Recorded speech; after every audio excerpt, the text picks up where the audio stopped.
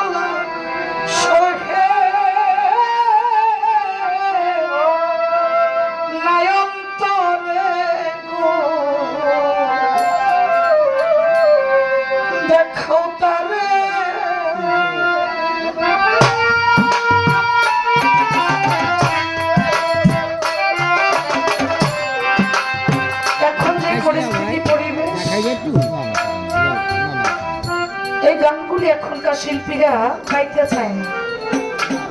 ওই কি গান আছে ওই গানগুলি গায়, মোটামুটি ভালো একটা অঙ্ক পায়। জয়েল আমাকে বললো যে আপা, জয়েল ভাইয়ের যিনি গুরু ফরাদ চান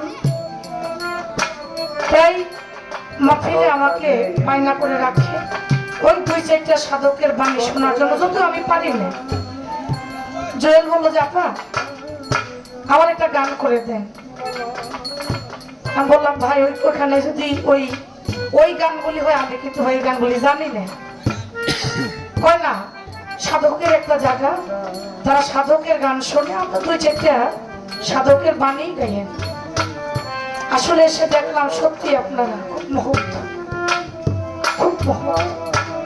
এখনকার সময় লোক পাওয়া যায় না, ওরা গান শোনে, ওরা কেউ শুনতো না, সেরি নাচে না, চলে যায়। সে নিজেও শোনে না, অপরকে শুনতে দেয়।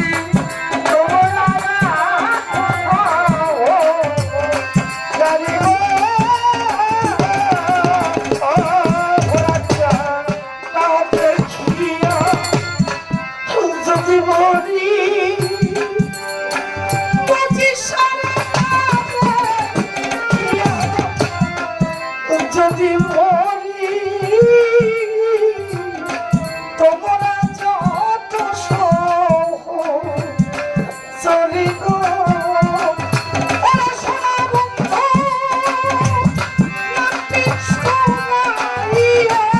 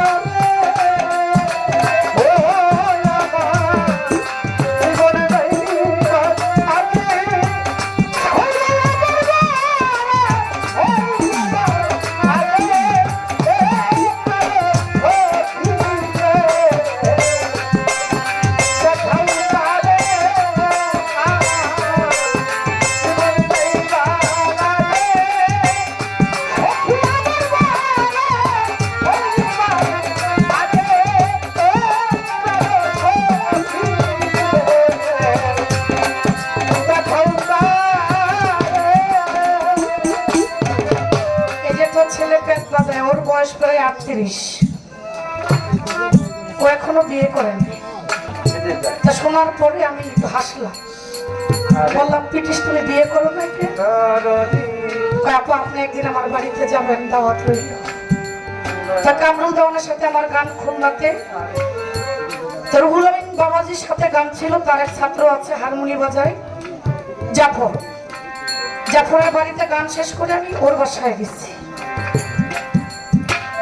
ব্রিটিশ আমারে রাস্তায় দাঁড় করে রেখে ও আগে দৌড়ে বাড়ির মধ্যে গেছে। বাড়ির মধ্যে ঢোকা যায় না গন্ধে।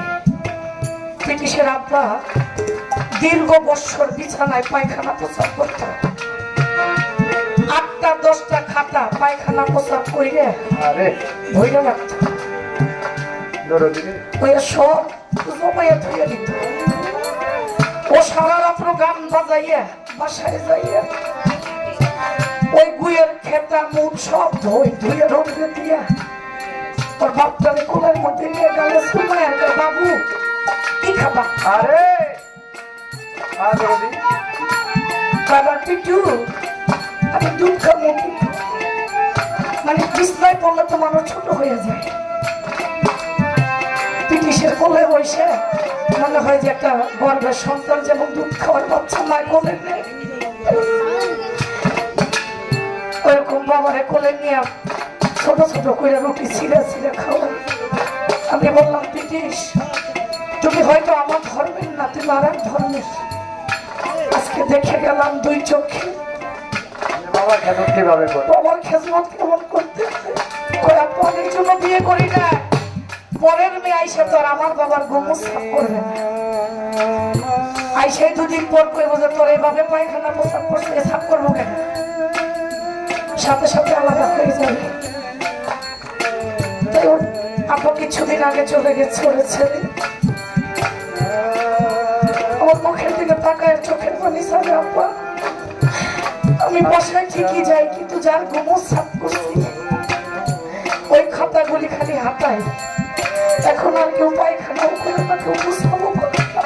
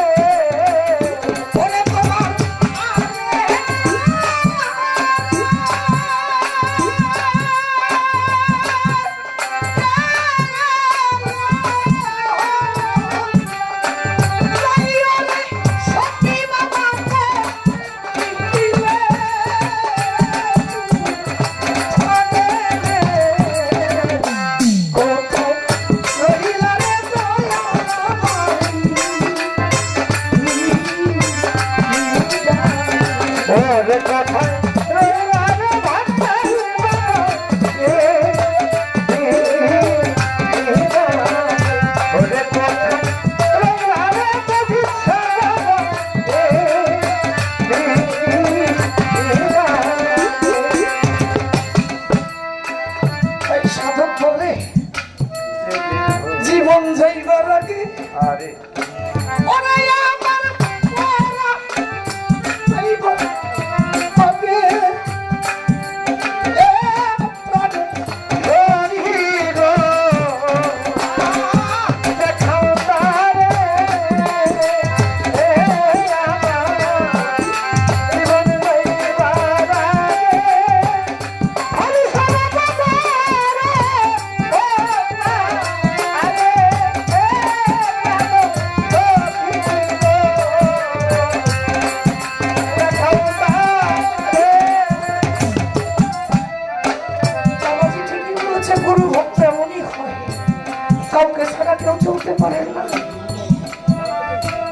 আমার দয়াল নবীর ভক্ত ছিল, তার বংশধরের কিছু লোক, কিছু যাযাবর আছে দেখবেন আরব কান্ট্রিতে যারা যায় বাবা তারা জানে কিছু যাযাবর, যেটা বাংলাদেশের ভাষায় বলা হয় বেদে বেদে সম্প্রদায়। এরা কিন্তু অনেক পুরনো, এরা কিন্তু অনেক ইতিহাস তাদেরকে নিয়ে আছে। ওই দেশের মধ্যে আমার দয়াল নবীর এক বংশধর গেছে, যেন এলাকার মানুষ শুনছে যেটা নবীর বংশধর নবী। কেউ কাম দেয় না, কেউ কাজ দেয় না, গেলে কাজ দিতে হবে না। তুই কি কাম করবি? তোর যে গায়ের অবস্থা, তুই তো নিজে আত্মারও না, তুই কাম করবি কেন? স্ত্রীরা যাই কয় আমার আর ভালো লাগতেছে না, এই আজকের পরই আমি এর দুনিয়াতে থাকবো না, কারণ এতদিন ধরে ঘুরেও একটা কাম জোগাড় করতে পারি নাই। ঘরে আসলে সন্তানরা খাওয়ানোর লেগে কান্দে, বাবা বাবা কিছু আনো নাই। সন্তান তাকাইয়া রয়েছে, বাবা আসলে তো কিছু খাবো।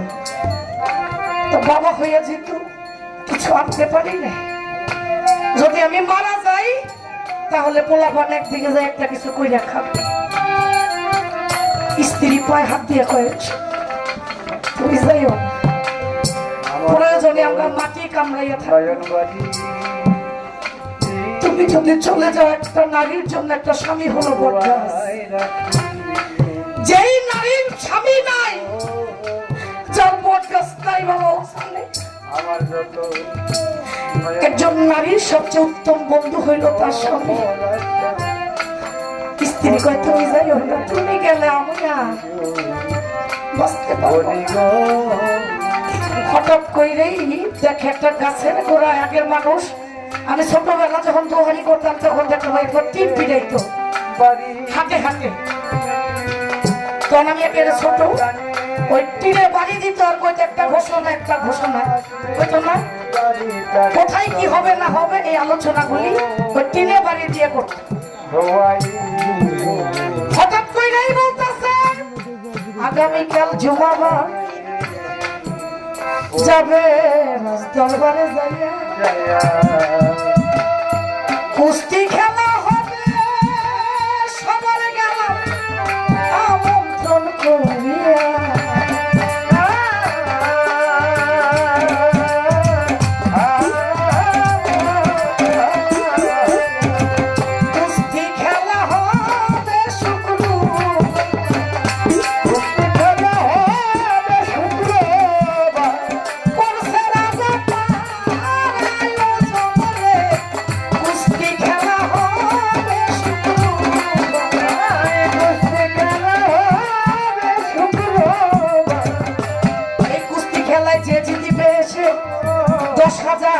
স্বর্ণ মুদ্রা পাবে, যে জন হেরে যাবে সেই দেশ ছেড়ে অনেক দূরে যাবে, এই দেশে পারবে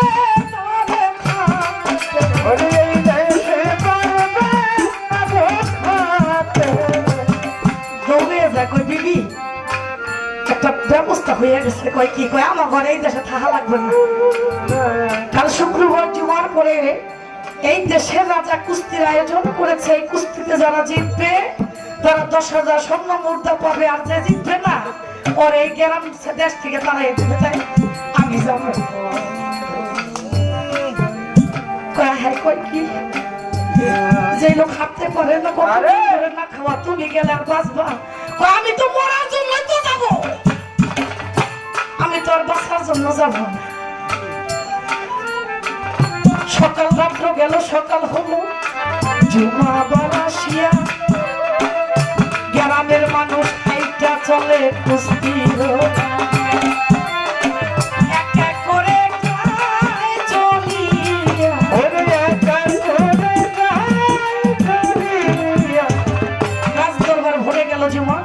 পরে সবাই সবার সাথে কুস্তি খেলতেছে খেলতেছে। এমন সময় একটা নাম ঘোষণা করলো, যার নাম ছিল জোনায়েদ বগদাদী।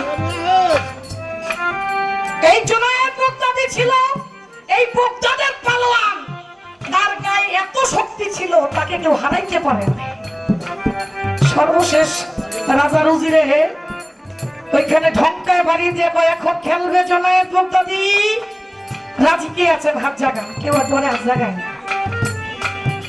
আবার বলতেছে এখন কুস্তি খেলবে জোনায়েদ, রাজি আছেন কে হাত জাগান, কেউ আর হাত জাগায় না। 3 বারের বেলায় ওই পাগলায় খালি হয়ে গেছে, হুজুর আমি জোনায়েদের সাথে পাঞ্জা লড়বো।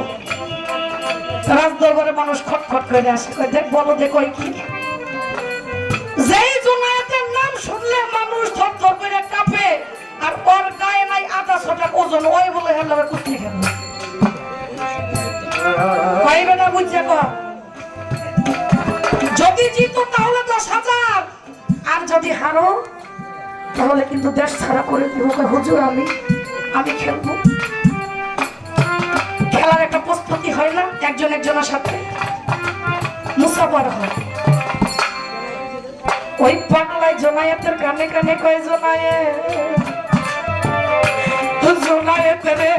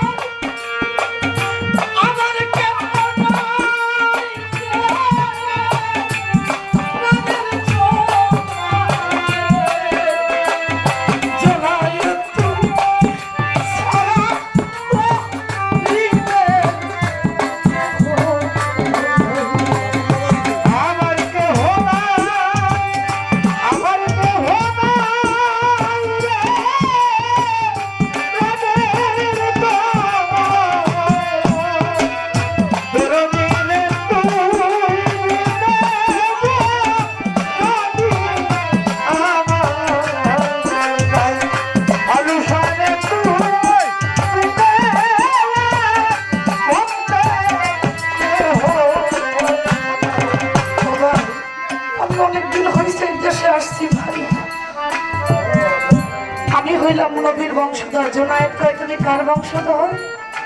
কয় আমি দয়াল নবীর বংশধর। কয় কার বংশধর? কয় দয়াল নবীর। মুসাফা ধইরা বসছে।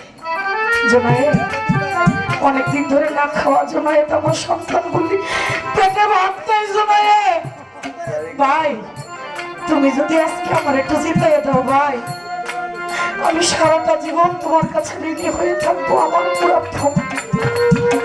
জোনায়েদ কয় ভাই তুমি জানি কার বংশধর? কয় দয়াল নবীর। জোনায়েদ কয় আমি যারে ভালোবাসছি আজকে পরীক্ষা দেওয়ার সময় হয়ে গেছে। আমি যারে ভালোবাসি তার পরীক্ষা এসে বসে। বলে বান্ধব রে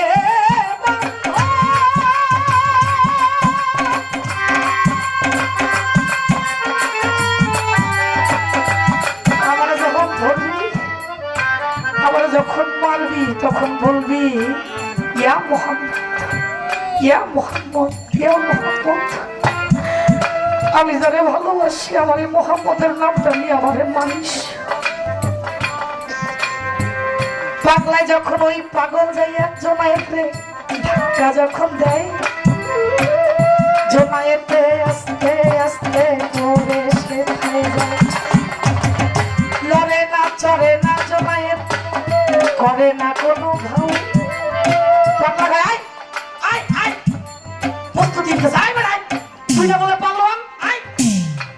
করে বসে যায়। জোনায়েত কয়ে পাগল আমি তোর পাগল, আজ তোর বংশের জন্য তোর আওলাদের জন্য তোর জোনায়েত আজকে কুরবানি হয়ে গেল। আমার দীনবন্ধুর জন্য আজকে জোনায়েত কুরবানি হয়ে গেল। এইভাবে যখন এক এক করে জোনায়েত তিনবার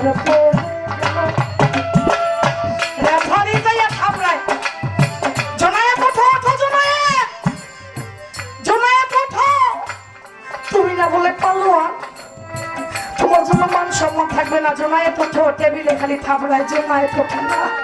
দুই চোখের পানি পড়ে যেতে বলেছে পাগল আমি তোর পাগল। রাজা মশাই রাগ হয়ে ধরবে না। এতদিন একটা ছাগলের পাললাম, ও বলে পালোয়ান, ওরে এক পাগলায় বাইরে হয়ে লাইছে লোকটারে না সত্তর না বলে পালোয়ান ধরবে না। জোনায়েত মাথা নিচে কইরা যখন স্টেজ দা নামে মানুষে জুতা ফিকে আমারে থুতু দেয়। বড় না বেটাগিরি দেখাইছিলি বেটা, তুই না বলে পালোয়ান ধরবে না।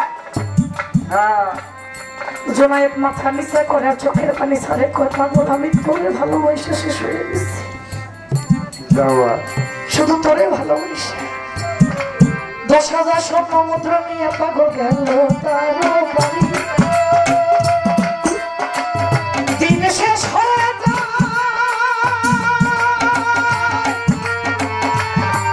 জোনায়েতে তার ঘরে যাইয়ে আমি আর এক দেশে থাকবো না। সকালবেলা মানুষ আরো মন্দ কথা বলবে করতে চিন্তা করতে করতে ঘুমিয়ে গেছে। হঠাৎ করে স্বপ্ন যোগে আমার প্রাণ বন্ধ হিসেবে জোনায়েত, ও জোনায়েত, জোনায়েত লাভ দোষে দেখে পাগল নবী সে দাঁড়িয়ে গেছে। জোনায়েত, ও জোনায়েত, কষ্ট পাইছো, লজ্জা পাইছো মানুষের কাছে, মানুষ খারাপ কথা বলছে না। জোনায়েত তুমি আজকে আমার বংশধরের জন্য যা করে গেল, কাল কিয়ামত পর্যন্ত তোমার নামটা স্বর্ণ অক্ষরে লেখা থাকবে জোনায়েত লোকটানি। ওরে তুমি দেখা হবে